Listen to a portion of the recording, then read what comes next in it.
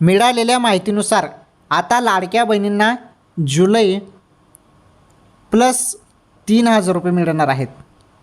आता तुम्ही म्हणाल लाडकी बहीण योजनेमार्फत तर 1,500 रुपये मिळतात, मी तुम्हाला 3,000 रुपये कसं काय सांगत आहे? हो, लाडक्या बहिणींना 3,000 रुपयेच मिळणार आहेत. ते कसे समजून घ्या.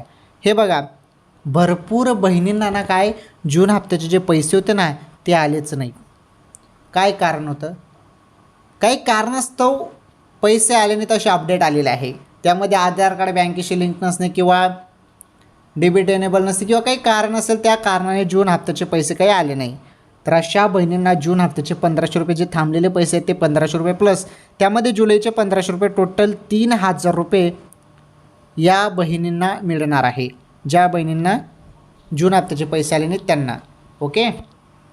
आणि ज्यांना मागील सर्व हप्ते आलेले आहेत अशा लाडक्या बहिणींना मग जुलैचे फक्त 1,500 रुपये येतील जुलैच्या एंडिंगपर्यंत.